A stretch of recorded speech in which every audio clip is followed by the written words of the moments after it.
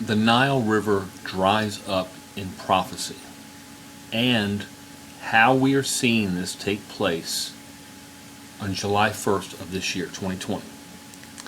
Now, two things that are huge are happening in prophecy in July 1st, 2020. One is Israel is annexing part of the West Bank, and that looks to be something that's just going to be what we would say 3 moves until checkmate, where the person announces it and says, listen, checkmate's coming now. It's just 3 moves away. The second one is the issue of Ethiopia has built the Grand Ethiopian Dam, and they're starting to fill that on July 1st of this year. Now, why is this important? And where do we find this in prophecy? We find it in Isaiah 11. And Isaiah 11 is probably one of the worst translated chapters, because it tells us how we go home. It's about the reunification of Israel and Judah. Verse 14, you really need to see the Greek Septuagint, where it starts talking about an airplane. And, you know, our scribes looked at that and said, well, we're not putting an airplane in here. We're just going to write it something else. So they butchered the verse, which is verse 14. These are verse 15 and 16. Now, it's best if you're going to use this to use the interlinear Bible to see the actual words that are being used. The NIV that's talking about a river in Egypt. Which river is that? That's the Nile. And it puts in the Euphrates. Who cares what's happening through the Euphrates when we're talking about the Nile River in Egypt? So with that being said, let's go through the verses and let's kind of walk this thing through for a second. Isaiah 11:15, and the Lord shall make desolate the sea of Egypt, and he shall lay his hands on the river with a strong wind, and shall smite the 7 channels, the delta. Actually, it's even uses the word tongue there, so that men shall pass through it dry shod. Isaiah 11:16, and there shall be a passage for my people that is left in Egypt, and it shall be to Israel as the day when he came forth out of the land of Egypt. Our thing tries to use Syria instead of Israel there. I'm not even going to get into that. Now, why is this a factor here? Because the Blue Nile, which comes from Ethiopia, there's a White Nile and a Blue Nile. One comes from Lake Victoria, which is the White Nile, and it's steady all year round.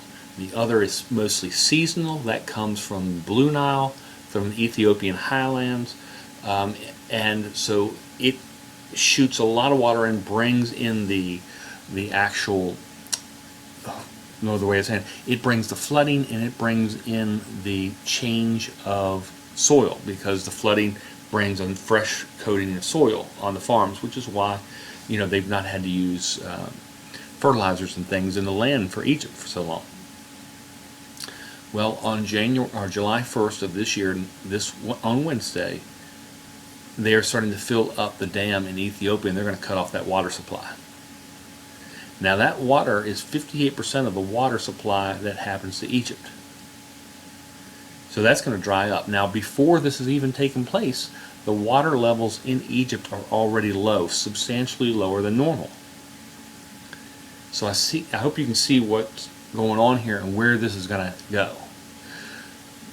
All of us in the United States, and other places in the world as well, we just went through the coronavirus garbage, the pandemic, or what I will call the fear purchasing in February of this year. And what happened is we're hearing, things are going to go bad. We better we better buy 10 times the amount that we would normally buy or more, just so we have it, so nobody else will have it. So we need to buy it right now. We need to buy 5 years worth of toilet paper. We need to buy 4 years worth of flour, 4 years worth of sugar. You know, they bought these things in bulk because these things don't go bad, and they said, we have to have them. What happens, and this is a huge issue in Egypt right now, what happens when they shut down that water supply? What do the people do? And that is, everybody starts panicking as who's upstream in Sudan and what would actually be seen as Upper Egypt, or it's called Upper Egypt, but it's actually the southern portion of Egypt.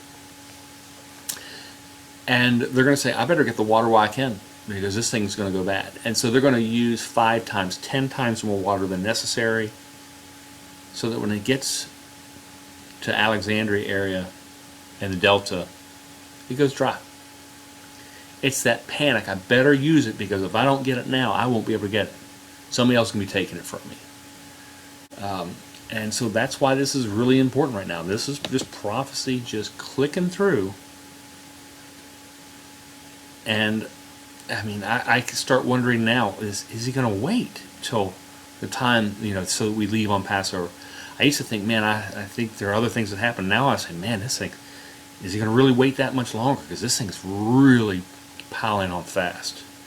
But this thing going on with Ethiopia is going to be huge, and I see that as an absolute play in Isaiah 11. And that's our way out of there.